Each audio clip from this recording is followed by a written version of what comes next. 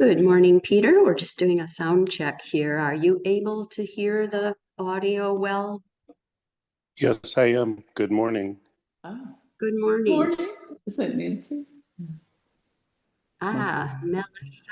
I got to admit some people that weren't popping up for me here. I apologize.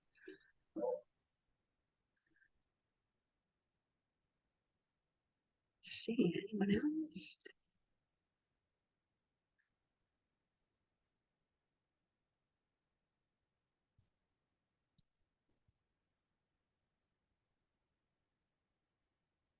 Hey, Nancy. Good morning, Melissa. I'm here to be your tester if you need anything.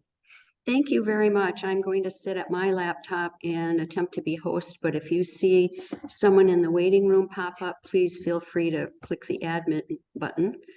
Will do. And then I'm going to leave the screen, but leave the sound on. So you might hear some background noise as people start entering the room.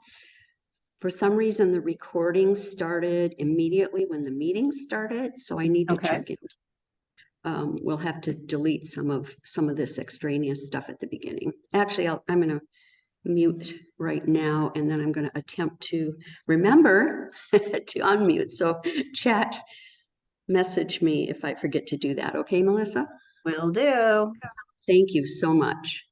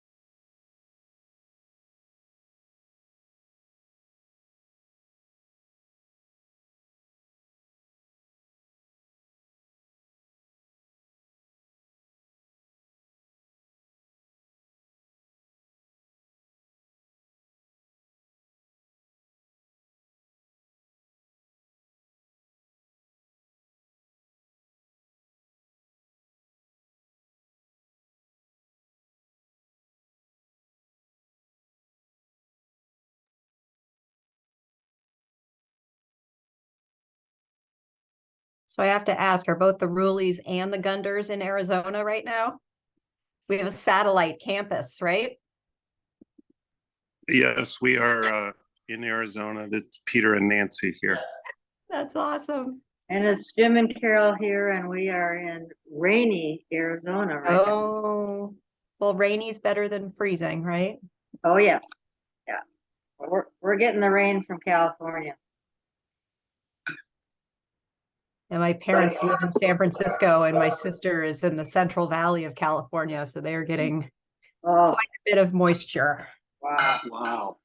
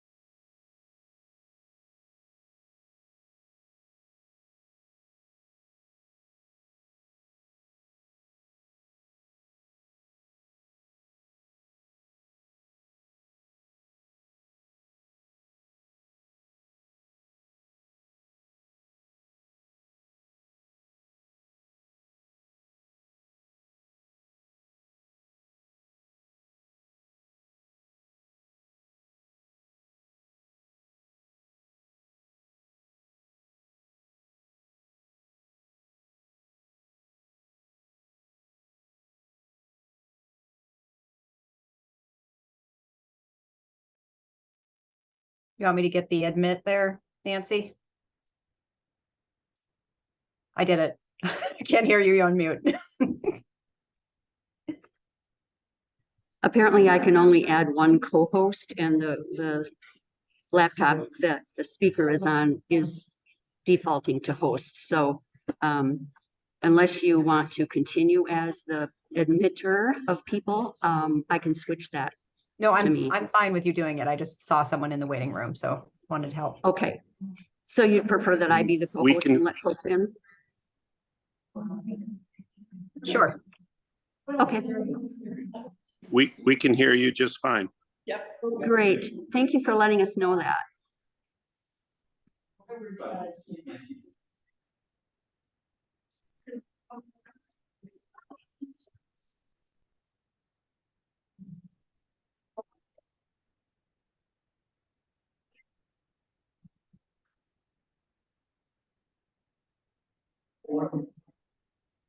Is everyone still seeing me with a mask on as their main video?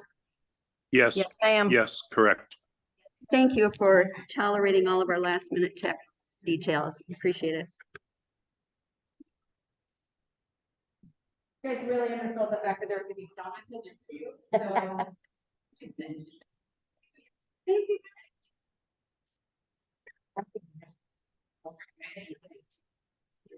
I'm gonna have a second because I have my really best friend. And it's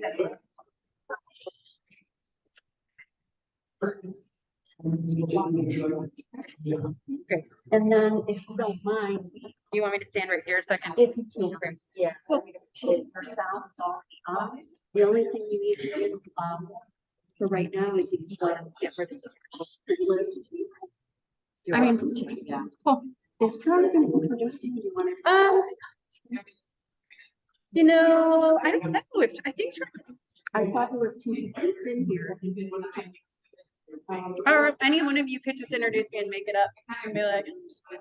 I don't want to do that. Thank you for sharing this today. That's so great.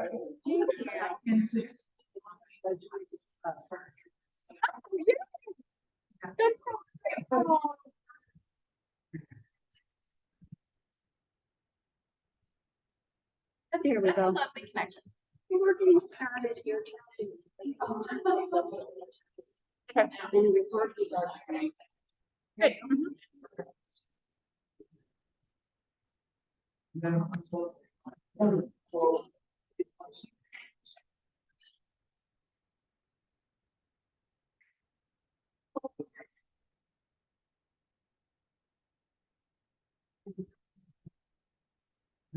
So pray. Nice. Hey, everybody, welcome to Adult Education. Glad you're here today. Some of you are in worship already and met Abby. She is on the staff of Green Faith, an ecumenical group based in the Metro New York area, doing great work around the world. And she's also a Presbyterian pastor. And some of you may know the Presbyterian Church wrestles with all sorts of issues trying to develop our Christian faith and deal in conflict. One of those reasons with fossil fuel oil. So let me say a short prayer and turn it over to heaven. Loving God, thank you for this big, beautiful world. We pray for wisdom and courage to take better care of it. We thank you for our Presbyterian Church. Help us to be faithful to our calling to follow Jesus, to love our neighbors, and to let your kingdom come. Amen. Thanks for being here, Andy. Thank you.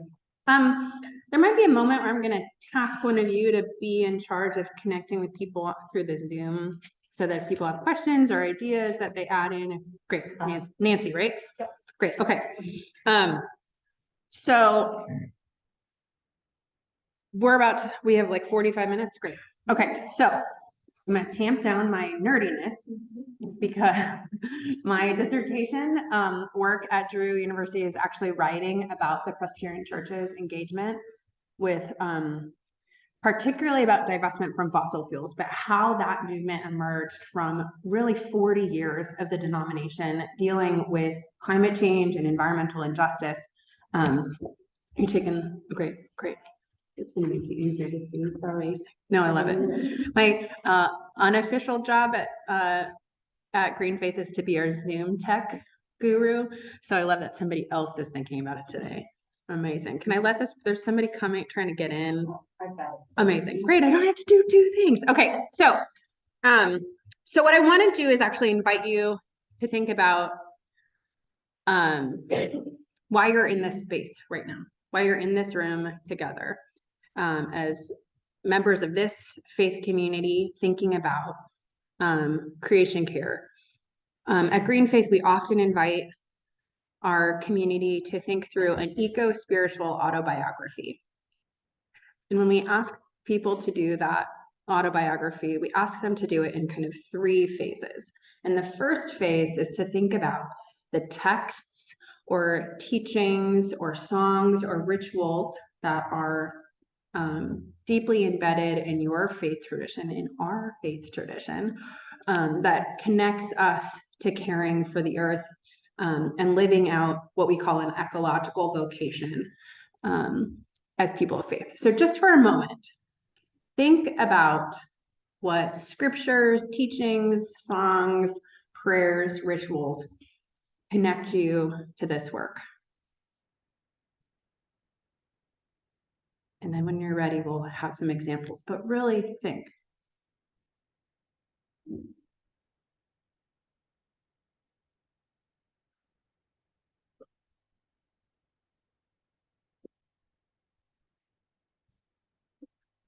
Okay, what did you come up with?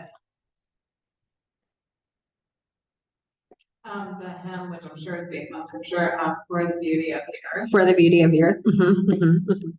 What else? Good. Garden of Eden. The Garden of Eden, that whole like story and depiction. Yep. What else? The whole concept of stewardship. The concept of, can you say more about what the concept of stewardship is for Presbyterians and Christians? Well, we're charged with being good stewards, and that means of resources, people. So again, this is the super nerdy Presbyterian part of me. For a long time, being a good steward as Presbyterians of the earth meant taking as much advantage of it as possible. And that's actually terrifying because a lot of the fossil fuel industry, like first original fossil fuel industry people were Presbyterian, like Reformed Christians who said, oh, if we're going to be faithful stewards of the earth, we need to extract the fossil fuels from the earth, right? And that's not what we mean when we talk about being good stewards anymore, right? It's changed over time. And that now we see being good stewards as saying, we have to protect it as long as possible. If we're going to be good stewards, we have to love all that is and take care of it, right? I promise I won't be that nerdy all the time. Go ahead. Isn't that sort of the debate between Yep. So dominion is this. So there are 2 stories of the creation of all things in the book of Genesis. And the first one, written by the priestly writer, I promise I won't be this nerdy, but here we are. The priestly writer said that humans are supposed to have dominion over the earth, that we're over all things, right? And that the second creation story written by the Yahwist, who was kind of a more farmer mentality, said we're actually supposed to take care of the planet. And that our connection is integrated into all things. And some people have tried to say, well, if we have dominion over all things, we have to have dominion like God has dominion over all things, which is a power over that's full of love. And that if we're going to have power over all of creation, then we need to be like God and be loving. And the kind of Hebrew interpretation of that word doesn't really mean that, but it's a way that we have reclaimed that story to call us into relationship with all creation. What else? What other resources come to mind?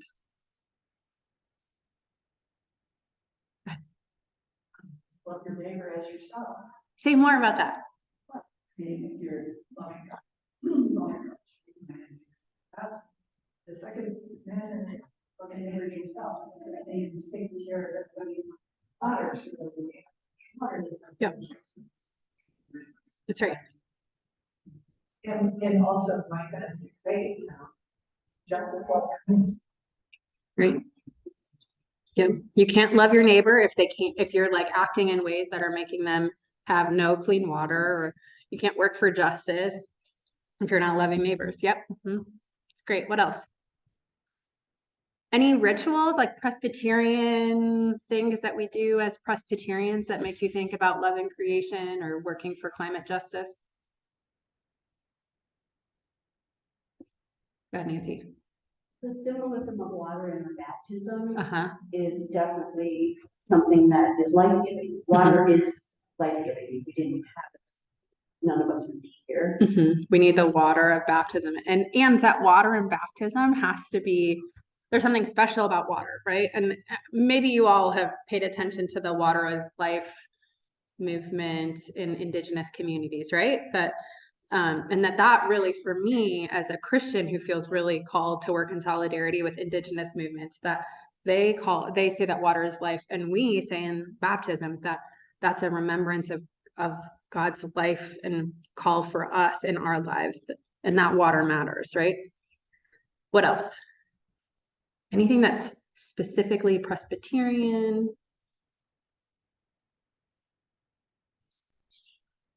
Oh, that's a great thing. Okay, so you've just walked in. A couple other people have just walked in. What's the question? The question is, when you think about being Presbyterian or Christian, deep in our traditions, what calls us to care for the earth? And we've heard a number of different Bible passages and hymns.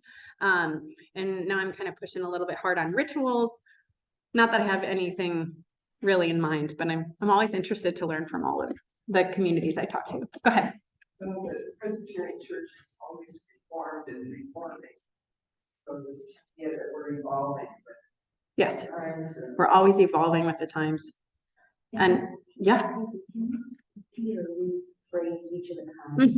Yes. So Deborah, right, just said that we're, as Presbyterians, we believe that we're always reformed and being reformed and reforming. So we're evolving kind of with the world and responding to it. Go ahead. Well, I read that you were involved in the Presbyterian Church. Divested your fossil. Yep. Yep. So there are hundreds of us who have been part of this divestment from fossil fuels movement in the Presbyterian Church that started in 2013. And which is 10 years ago, right? To get the Presbyterian Church to divest from fossil fuels. And there was a group of people, I'll just tell this history really quickly, a group of people that were in Eastern Tennessee kind of wrestling with what it means to join up in a divestment from fossil fuels movement. And then a group of us in California who are trying to figure this out too. And we ended up having a conversation with the Office of Environmental Ministries, which is a part of our national church structure. That Rebecca Barnes, who's been a part of that community for an office for many, many years, said you have to write an overture. Do you know what an overture is? Because an overture is a policy like recommendation that a church writes, sends it to the presbytery sends it to General Assembly and says, we want a change in policy. And I think every Presbyterian should know how to do that, because that's how we make the church our own, right? So we wrote an overture that we thought was going to be easily passed because the Presbyterian Church had 40 years of environmental and climate justice policies, resources, worship resources, liturgies, book studies, saying if we're going to be Christian, we have to care for the earth. And there's also really good science that says the fossil fuel industry is one of the largest contributors to climate change. So we thought this will be easy. It was not. It took 10 years to get the Presbyterian Church to say that we're going to divest from 5 fossil fuel companies. And it took 50 presbyteries over those 10 years of pushing and organizing and talking to frontline communities and really having some hard conversations with some of our colleagues in Texas. Some of us moved to Texas from California in order to have hard conversations with people. And let me tell you, that was kind of a bonkers idea that I had that was super fun and terrifying. And at one point, a group of us also walked from the headquarters of the Presbyterian Church in Louisville, Kentucky, to General Assembly in 2018, which happened in St. Louis, Missouri. It was a 260-mile walk, and 30 of us did the whole thing. It was so fun and also bonkers and terrifying and so fun. And we wrote multiple songs for that march, that walk, and really based on this Deuteronomy scripture, that we're supposed to love God with our whole selves, and that you cannot love both God and money. So the two texts that I lifted up today became this like marching song, and there's no great recording of that song. So if you know any great recording studios in Madison, Wisconsin, we'll bring the choir. So that's a brief history of that. Go ahead. Is this been taking place in other churches also? Yeah, so yes and no. In 2013, the United Church of Christ voted as a denomination in support of divestment from fossil fuels, which is different than a vote to divest from fossil fuels. Because the way the United Church of Christ is organized, the national church can't tell churches what to do and can't tell bodies of the United Church of Christ what to do. So the best they could do was to say, we as a national General Assembly can say we support this as a move of United Church of Christ churches to divest, like we support this. The Episcopal Church was around that same time organizing around it, and Fletcher Harper, who's my boss and also will be here in a couple of weeks, was the kind of main organizer of the Episcopal Church, and they voted also in support of divestment from fossil fuels. Again, they voted in support of divestment from fossil fuels, but not actually to divest, right? And they could have voted to actually divest because of the way their structure is, but they didn't do that. And whoever asks Fletcher about it when he's here, I will send you free fair trade coffee if you ask him about it. And then, because it'll just be a really fun conversation for you to have. And the United Methodist Church voted around it, and they voted not to divest from fossil fuels. And there's a ton of churches in the UK that have voted and actually divested. An Anglican church in Mozambique has done it. About $40 trillion have been divested from fossil fuels with a T. That's the face I always make. And about 15% of that is faith communities. In the United States, in mainline communities, the Presbyterian Church is the only denomination that voted in favor of divestment from fossil fuels and then followed through. That's why Presbyterians are my favorite. That's right.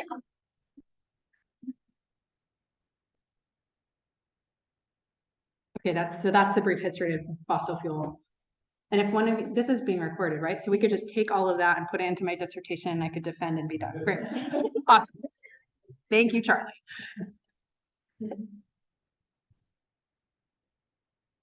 Okay, but we have to go back to that question. So that's one of the ways that we as Presbyterians have, oh, and you're gonna have to like deal with my very favorite pun of this movement. Okay, so we're supposed to love God with all our hearts and all our minds and all our strength. And we love, where our treasure is, there our heart is also. So I often talk about how we love God through our hearts. We care for creation through our hearts, through worship resources, right? It's our heart. We love God and care for creation through our educational resources, which we haven't talked about at all. So can you be in charge of making sure that we talk about educational resources? Great. And then we talk through our strength, through organizational and institutional policies. Can you be in charge of the fact? Okay, great. And then we love God through our souls. And this is when you realize that I'm a dorky mom, is because I like to think about it as the soles of our feet and how we do advocacy in the streets. And then money through investments, and also how we use our purchasing power as a denomination, right? And individuals and institutions. So should we come back to educational resources? Okay, So what do you know about the larger denominational resources and what Presbyterian resources exist? Tom's face is what most people say to me when I ask that question. I don't know. Okay, so I mentioned the Environmental Ministry Office, which is part of Presbyterian Hunger Program. And actually, if any of you are really excited about environmental work in the Presbyterian Church, one of the best ways that you can be involved in that is to be on the advisory committee for the Presbyterian Hunger Program.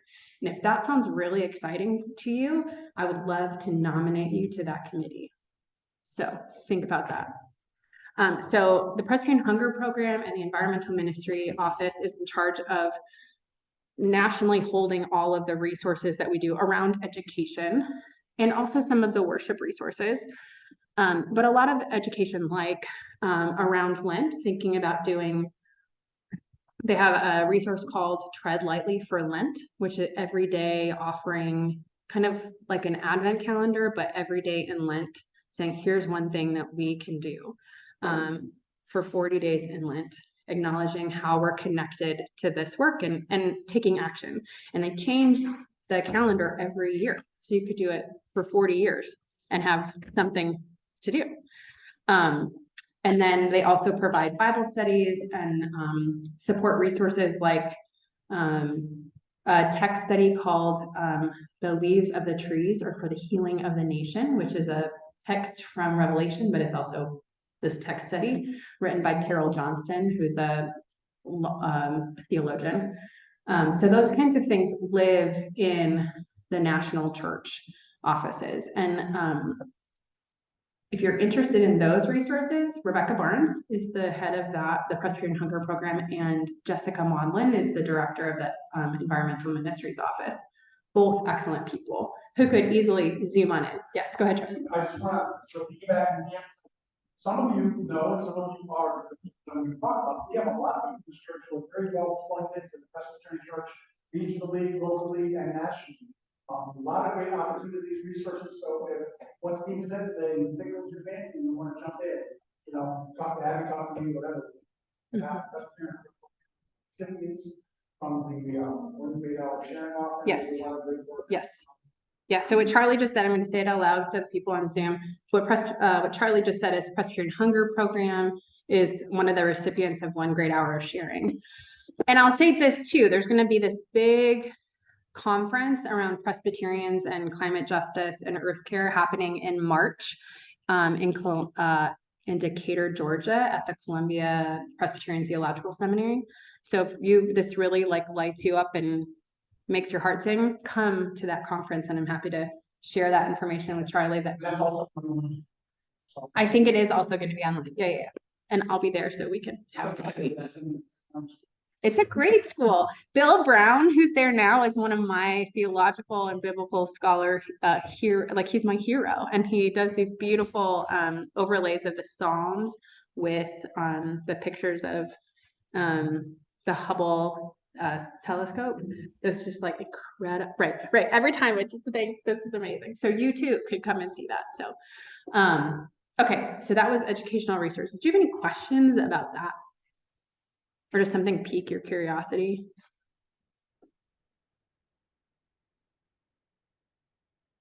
Anybody on Zoom?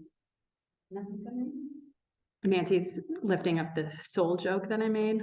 Thank you. Great. Okay. Institutional. Okay. Strength. All your strengths. So institutions in the Presbyterian Church, there's several different ways that that the Presbyterian Church is set up to help institutions move forward around environmental justice and climate justice. And the first is that the Presbyterian Foundation offers very low interest rates for loans for solar panels. And it's an incredible program that is very underutilized. And the Presbyterian Foundation also offers a fossil-free, fuel-free investment option for church endowments and church savings accounts. Also very underutilized because they're not allowed to talk about it through the investment laws. So I feel very committed to being an evangelist for that fund. So Go ahead, Charlie. I think I filmed, we have super panels on the You have so much. You should have led with that, Charlie. Okay, great. And this month we're celebrating 5 years. 5 years of, are you gonna do like a ritual of gratitude, celebration? I'm gonna mention it in sermon next week. Okay, which one of you is in charge of doing a ritual? Ritual. Great, great, great, great, great. I'll just drive back up. We'll And those bless it. grants are only for church. The grants and the low for solar panels are just for churches and Presbyterian related bodies. Yeah. Go ahead. And Abby, I'm gonna follow up with you on this, but there's like been a recent tax law in it was passed last year. And now tax exempt entities like churches can get direct subsidy for solar panels. Yes. Oh my gosh. I didn't know that. Okay. Yes. I want to know all about this. Great. I'm so excited. That's awesome.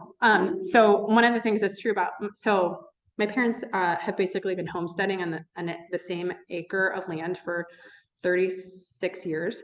And they, like 20 years ago, took a half an acre plot of land and went from like all lawn to a woodland. They've created a woodland with like, we think 150 trees. My niece, who was 5 at the time, counted the trees. So we have to go back and recount. She's good at counting. I don't mean to say she's not good at counting, but we have to go back and count. But they're discovering that they were initially told they couldn't put solar panels on their house because of the woodland, but now they've gotten a second quote saying, actually, you could do it. So we'll see. It's great. Okay. Institutionally, I think we talked about. Oh, you also can, the Presbyterian Hunger Program and Environmental Ministry also provides resourcing and support around changing out light bulbs, figuring out different paint solutions, and how to like overhaul your like landscape to be more water resistant and more butterfly supportive. Go ahead. Are there grants also for churches for windows and things like that to make the buildings Are there grants for buildings to be more energy efficient? windows? For windows, I don't know. And I think we should talk to the Presbyterian Foundation and ask them to create that. Because there's a lot of windows in a lot of churches. There's a lot of windows in a lot of churches. No. Okay. Who wants to help me write a letter? Do you want to help me write a letter to the Presbyterian Foundation? Great. I'm so excited about that. Anita Clemens will be so happy. Great. Awesome. We might have to write an overture. It's going to be, I'm just going to move to Madison. It's going to be great. Great. I'm sorry. Great. Perfect. And this is one of the great things about being Presbyterian, right? That I shared a little bit about how other denominations have engaged in the divestment movement, but they're constrained by how the church is governed, right? Which is not to say, that's not a moral statement, but we in the Presbyterian Church really can, as individuals and congregations and presbyteries, say, this is what we want. Let's create it. Let's do it. So it's my favorite thing about being Presbyterian. Okay, so those are some of the institutional things and educational resources. We talked a little bit about worship resources, but there are several different Presbyterians who write sermons, or not sermons, hymns based on ecology. And one of them is Carolyn Gillette, who basically anytime for like every moment of every social justice moment, she writes a hymn about it. And she's very deeply connected to an organization called Presbyterians for Earth Care. And so she writes a lot of the hymns in relationship to their work. We used a lot of her hymns. Great. She's awesome. And some of you are more qualified in doing the hard stuff, but the list of hymns wrote the final verse of the final hymn. Yeah. That's great. So let me tell you a little bit about Presbyterians for Earth Care and then Presbyterian Peace Fellowship. And then we're going to talk a little bit about green faith and how there's overlap and kind of if you're super jazzed to take on some bold action, that's one way to do it. So Presbyterians for Earth Care has been around for about 30 years. Please don't check my math. I think it was 10 years ago that we celebrated the 20-year anniversary. And they particularly gather Presbyterians from around the country together in webinars around climate science and institutional action, like changing out light bulbs. And actually, I'm going to go back to them and see, what do you know about changing out windows? They do a lot of stuff around reporting back from the convening of parties meetings. Do you know what those are? Those are the meetings that are the international meetings headed by the United Nations, kind of holding the international community accountable to carbon emissions. So like the Paris Accords happened there, and the Kyoto Protocol happened there too. So the Presbyterians for Earth Care is kind of tasked as an organization to be one of the major report backs, entities that report back from there to the denomination.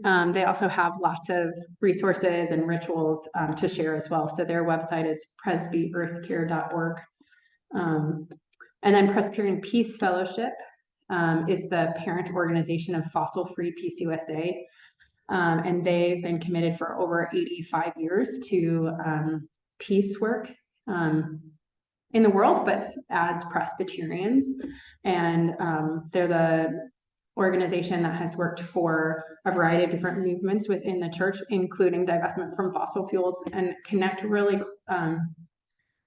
deeply to the idea that armed conflict is now in our current day and age really connected to conflicts over natural resources. Like as I lift up in the sermon today in Sudan, that many of that conflict is related to national resources.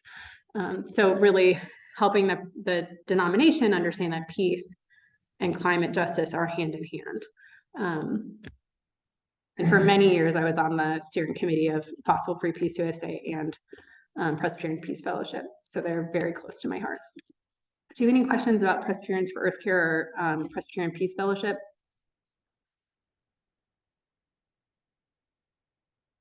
Great.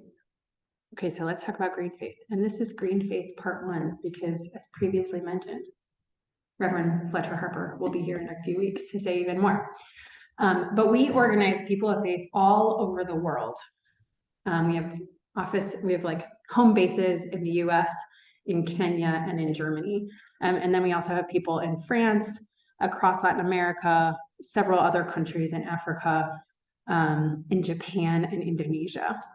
And we work with people of all faiths and people of goodwill to organize around lowering carbon emissions and working for climate and environmental justice together in a variety of different ways. So in this sermon that I have preached and will preach, talk about our three pathways to power: 1 through individual action, 2 through institutional change, and then 3 through systemic change.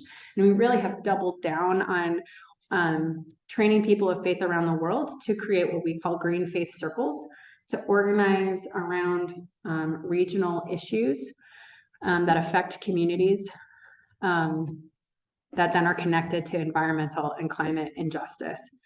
So, for example, we've been organizing in solidarity with a couple of communities in Germany who have been calling for the end of a coal plant that's being built in a town. And part of that coal plant process was that they shut down the coal plant owners shut down this entire village and forced the village to move. And then and now they've like created this coal mine. And so people of faith have led the movement to say, this is not okay. That you're literally taking over this part of the world when we know that coal can't be a part of our future if we're planning to keep emissions down. And then we also have been organizing, there's a Green Faith Circle in France and a Green Faith Circle in Nairobi, Kenya, who have been organizing in parallel around the East Africa pipeline that's being built. That is funded by Total in France. So that's the France circle that's working against Total. And then the Nairobi circle in East Africa saying the pipeline is going to be in our community, and to say we can't you can't fund this and we can't have it. It will destroy our communities.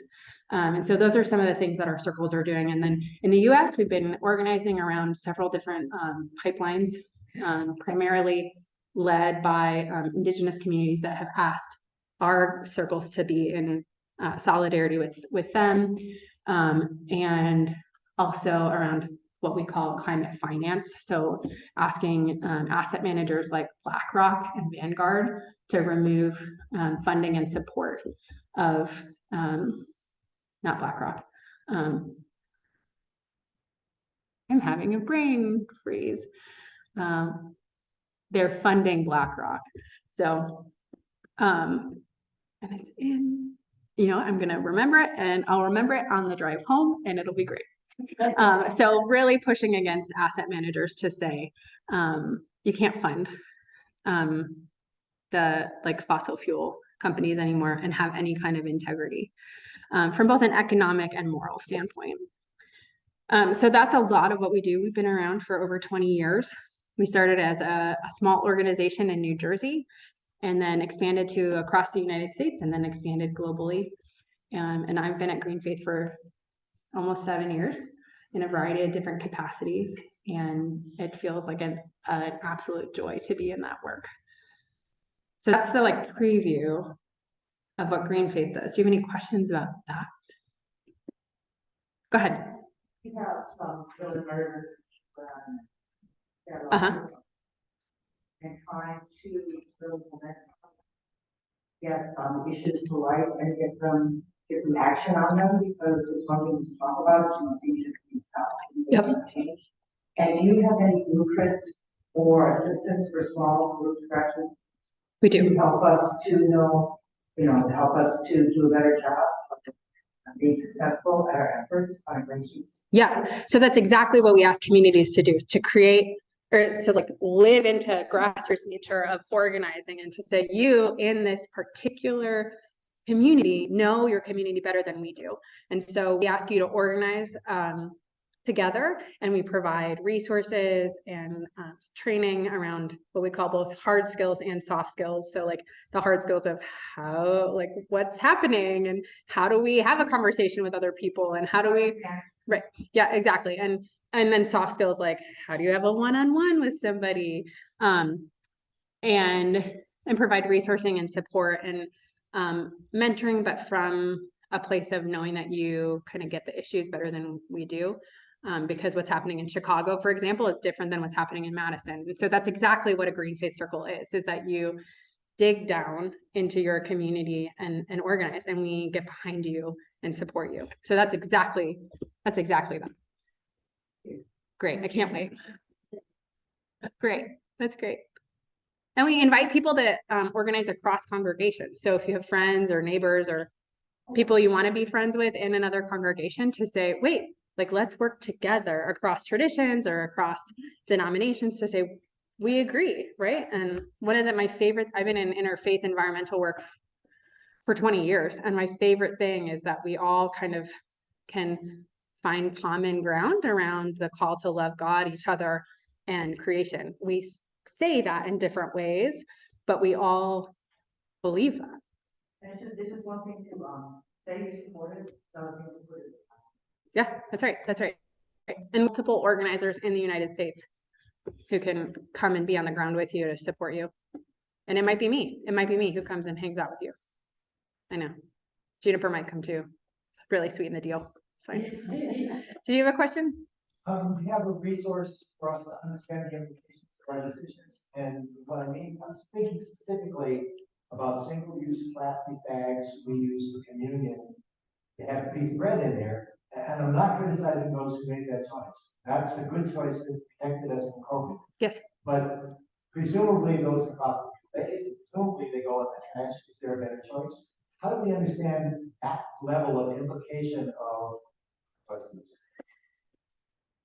I think that there's a resource in the environmental ministries office. So talk amongst yourselves for just a second. Let me just text Jessica and say, Aren't the communion cups biodegradable now? they used to be.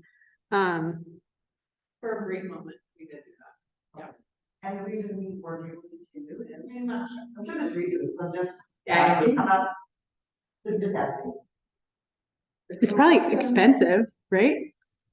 Well, that's kind of always the tension, right? I think you mentioned that in your talk this morning, your message, Yes. which is kind of how you spend your money matters. Right. How you spend your money matters. And there are going to always be some congregations that are better resourced than other congregations, right? And so like, how do we figure out what, if we're in a congregation that's better resourced, how do we spend our resources so that we take on the burden of the sometimes economic burden of doing the more environmentally friendly thing, so that congregations that aren't as well economically resourced can kind of do the best they can, which might mean they end up with plastic communion cups. Especially the Presbyterian as a whole, help us find the resource and then help us all as a whole group as Presbyterian buy them in bulk. Yeah. So it's less expensive to buy, if you all the churches group together and buy these certain ones. Yeah. Yeah. So that each church doing their own work. Yeah. Do you all, how do you do communion now? Self-serve. This is exactly how you still do it. Okay, even kind of post-COVID. Okay, great. Cool. Right, we're not, that's right. Post-COVID. Right, we're not post or RSV, right? Like, that's right. Winter is terrible. Right, so there's like lots of communities, congregations have been dealing with that question for at least 20 years, even before COVID. And so thinking about how do you make communion this really central sacrament to who we are as Christians? How do we make that sacrament really be in line with what we believe in the like material goods, like not just we're going to have some kind of bread and we're going to have some kind of juice and we're going to talk through the theology of it, but what's the implication of if we get plastic cups that protect us in a COVID reality? Yeah, so we'll see what Jessica says and I'll let you know. She might text in the next 5 minutes, she might not, who knows? But whatever resource she passes on, I know it exists. I just don't know what the answer is. I've now been in communities where we have gone back to intinction. Do you know what that is? Okay, great. Yeah, you put it in. It would be wonderful, again, as a bigger group. Yeah. Meet those goals. That's right. And like, right, like those are overlapping goals, right? Like how do we protect our community in a time of COVID, which is ongoing? Also thinking about economic and also environment, like how do you hold all of that together? But there's lots of other should I buy bananas? That's right. They have to come from all That's right. places. That environment. That's right. That's right. Stuff like that. Right. You know. No, you don't think about it. And you have to, right? And but you also don't have to, right? I think about how my kid for like 3 months, the only food I knew she would really eat without fight was bananas. And I kind of had to go, okay, it's November in Chicago. I need my kid to take in calories. And it's November in Chicago. Okay, we're gonna eat bananas and I have to figure it out, right? Like, and that's a real deeply personal decision that has really big implications because bananas have to be shipped and that's a fossil fuel emission. And we're never gonna have locally grown bananas in Chicago, not ever. I mean, we might, who knows, right? Yeah. Yes. So I was just curious, when you say divestment, are we talking also about pension funds? Yes, so that the divestment conversation is on an institutional level is almost entirely about pension funds. Yeah, that's right. The other thing I was wondering about is if we as a church have engaged in shareholder activism, and so by that, are we holding board chairs in some of those? How many companies did you say? In the 5 companies? Are we on the board?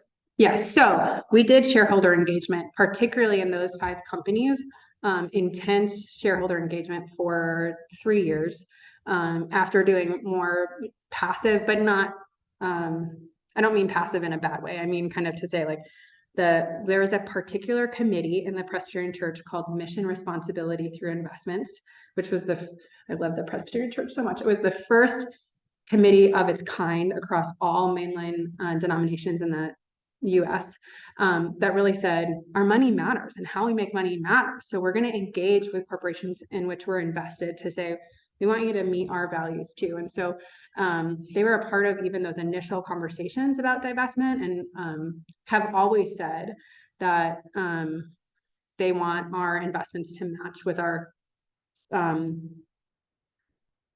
goals around climate, and felt like their way to do that as a committee was to do shareholder engagement. And they could do it even better if there was a divestment group saying you have to tell the companies they need to move faster. But because particularly those 5 companies weren't moving as fast as we wanted them to do, is when the committee said we're taking our money out. But there's I think there's at least 5 other companies that committee is continuing to engage in. And we think that there might be more divestment commitments coming because of that. And so it has never been this like, we're out, no more. It's been we tried. We said very clearly what we believed in and what we wanted these companies to do. And at least one of those companies, ExxonMobil, said that they would not, even though we were invested in them still, they said we will not have any more conversations with the Presbyterian Church, and barred us from having conversations with them. And so we said as a denomination, bye. If you want to talk to us, you can't have our money. And for my money, whatever it's worth, Exxon is the worst. So.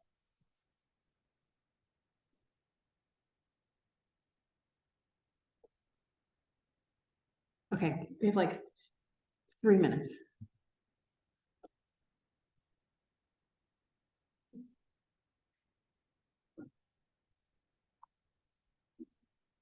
Okay, then you get some homework.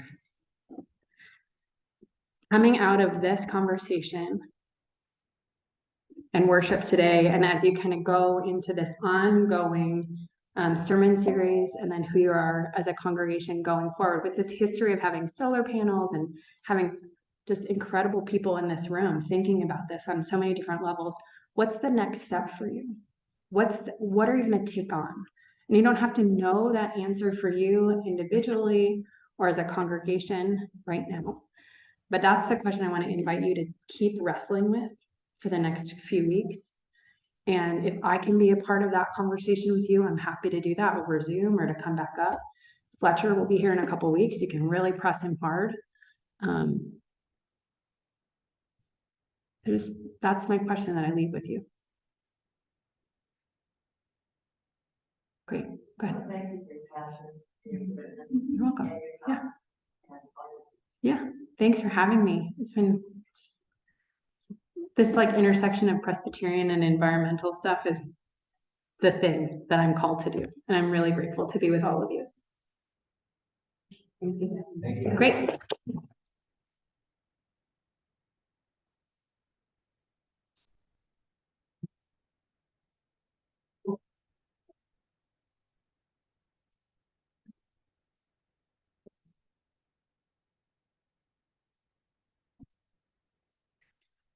Thank you for putting up with my interruptions. So we could replicate it in our committees. Yeah. Among volunteers. That's So great. lots of those in this. Well, truly, let me know if there's anything I can get about. Excellent. Thank you so much. Great. Are we still recording? Where do I put it?